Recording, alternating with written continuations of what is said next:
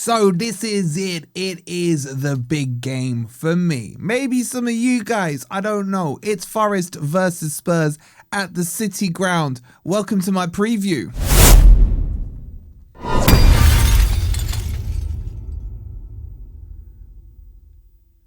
Hi guys, hope you're doing well and welcome to the preview for Forest versus Spurs. Coming up, I'm going to talk you through all the injury latest updates. We're going to talk about my predicted team, how I beat my brother's team, and I'll give you my score prediction. And as the game is getting closer, I know I've said I'm not that fussed about it. Starting to build up a little bit for me. So make sure you've hit the like button. Make sure you subscribe. Make sure you get your score predictions in the comments down below. Will we beat scummy Spurs? Do we always win against Spurs? According to the Greek father, we do. I'm joining the Discord as well if you want to chat with the other Forest fans. Just scan that QR code or click on the link. It's completely free. Okay, let's jump into this. So let's start with some injury updates. I got some stuff for you. Although he didn't release an official presser, I've got some details for you. So it's been confirmed that the players returned from injury against Utrecht, and we're talking Murillo, who cares about Zinchenko, Douglas Luiz, suffered no adverse reaction and are expected to be available for the Spurs game. Murillo plays, we win. I'm telling you that now. Now on Ryan Yates, Dyche gave a less positive update on Yates, stating the midfielder is likely to be out for the rest of the year with a hamstring injury and not expected to be seen until January. I think we knew that, but we didn't know how long he was going to be out for. So it will be some time into the new year. In terms of team selection, he discussed the challenges of managing the squad after the Europa League game, but he was pleased to have these important players coming back. And he says on Spurs, he acknowledges Tottenham's strong away form. It ain't that good. And the challenge posed by their quality individual players. Yeah, but their manager is absolutely crap. So those are the main injury updates. So Dyche is getting to the stage now where he's got nearly a full fit squad to pick from. Now I say nearly, Chris Wood is missing. Einar got minutes against the youth team last night. So he should be closer. But remember, even if Einar was fit for the Spurs game, he can't play because he got deregistered earlier on this year. So we'll have to wait till the registration form opens in January. So we're not going to see Einar for a while, unfortunately. So those are the main team headlines. Now, in terms of Spurs, I think there was talk that Jono's going to be 50-50 for this game. I don't know if he would start anyway. Who are the danger men we need to look out for? Kudos. It's as simple as that. Kudos reminds me of that kid in school who just hogs the ball too much. Thinks they're really techie, 5-star skills and all that, overplays it, and then doesn't really have the end product. Now, does he not have the end product because the players around him are so crap? We'll have to wait and see. Watch Kudos score now.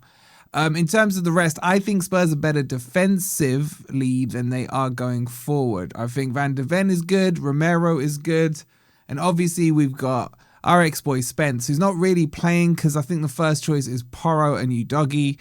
You might see Spence at left back.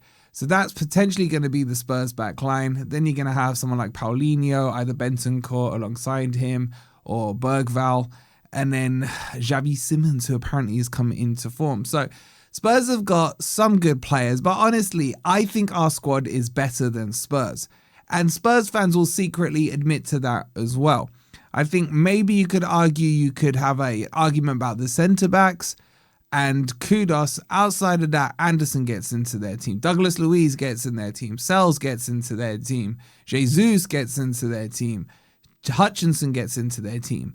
So this is why Forest shouldn't be where we are in the league. When you got a crappy team like Spurs sitting in 11th, we should at the very least be ahead of them. So that's the news on the injuries and everything else. Let's jump into the team sheet and decide what we're going to do. Now, this is the team that started against Utrecht. Now, let's just jump straight into the obvious, right? So, Ndoye in a bit. Ndoye. Only one person for me can start on that right-hand side. That has to be Hutchinson. Now, I know I want to see Bakwa, but I don't want to see Bakwa straight in if he hasn't had any minutes and he hasn't played much games or game time anyway for Forest in general. I don't mind seeing Bakwa come on as a second half sub when we're hopefully a couple of goals up. I will leave Hudson-Odoi on the left-hand side. I don't know who else really we could use there, but anyway, that is what it is. And then I think Gibbs-White. This is the Gibbs-White derby, isn't it? We always win. He has to come back in. And then definitely Jesus. I thought Jesus looked like he was angry when he came on against Utrecht. Came on and busted, got the goal, looked fantastic. So that's the front four I'm going with. Now, it's meant to be on Sells. It's touch and go whether or not he starts or not. I know you lot don't like Victor. I think he's all right. You guys are just too worried about it. So let's see what happens to the keeper. I don't know enough about that to tell you what will happen. I think Morata will come out and we'll see Milenkovic coming back in, forming that partnership. Zinchenko, he could go back on the Spurs bus, actually. They can just drop him off on their way and give him back to Arsenal. And then let's bring in my boy Nico Williams, who's been absolutely fantastic. At right back, I think it will be Savona. I tend to agree with what Ant was saying on Grumpy Old Reds last night, not to his extent. But I think Savona is the better one there. And then in midfield, this is the one that I'm umming and ahhing about. Does Douglas Luiz start?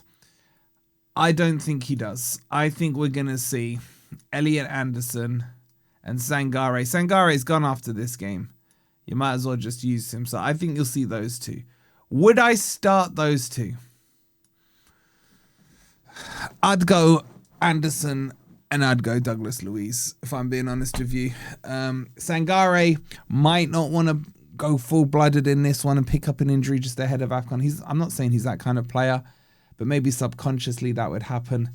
My team, I'm going Douglas Luiz and Anderson. That's just a dirty midfield. That really is. And that's a midfield that is good enough to win this game, in my opinion. So that's the team I would go with. Now, how do we win this game? It's not difficult. It's the midfield battle. Spurs' midfield is not good. Their left-hand side is not good. Forest needs to play down the right. Hutchinson becomes key. And in the middle of the park. What does this mean? No long balls. Stop bypassing that midfield. Let Anderson, Douglas Luiz, Sangare, whoever it is, control the midfield. We will dominate Spurs. I'll tell you what, I'll go a step further. If Forest went 4-3-3 and completely overpowered Spurs' midfield, this game would be in the bag within 20 minutes. Okay, maybe not 20 minutes. I'm getting ahead of myself. But Spurs' midfield is not strong enough. Paulinho is a good tackler, but he's not a good distributor of the ball. He can break up the play, but he can't start the play. That's the thing. Bentancur's crap. Bergvall will be good. And who else they got? Papa Sarr. I don't really rate him too much. So that's how we win the game. We play it through the midfield. Get it out to our right-hand side. Take on Ndoye. Take on, if they've got Odeberg out there. He's not going to be tracking back too well. Defensively, he's not very good. Going forward, he's not very good either. Play that side, get the ball into the box, get a couple of bodies in there, and get the goals. Do I see it happening? Well, that's a whole different story. Dyche has been playing long ball for the last couple of games. I don't see the Leopard changing his spots. This game's going to be ugly. It's going to be attritional. Both the managers are negative, defensively minded managers. But we are the home team, so I'd like to think the onus is on us to go on the front foot. But what I'll leave you with is this stat. Dyche has played Frank 6 times. He's won 4, lost 1, and drawn 1 off the top of my head. So it's 4-1 in terms of the W's to L's. So that's a good sign, surely. Has Dyche got Frank's number? I certainly hope so. We'll be here for the watch along tomorrow. I may get loud, I may get angry. I may get very, very shameless as well if we win. I'm going to predict 1-0 to Forest. Just get the 3 points. Get the 3 points. If you want to see, there's a couple of previews. If you want to see Grumpy Old Reds, we did that last night. Sean came on as well to give us the Spurs perspective. Even though he's a Spurs fan, he's a top guy. So make sure you check that out if you haven't already. I'll leave it on the end screen. If you want to see my predictions, I'll leave you our second channel, the Footy Network, as well. Make sure you've liked, make sure you've subscribed. We'll see you for the big one tomorrow. Brother versus brother. We always win. Come on, you Reds.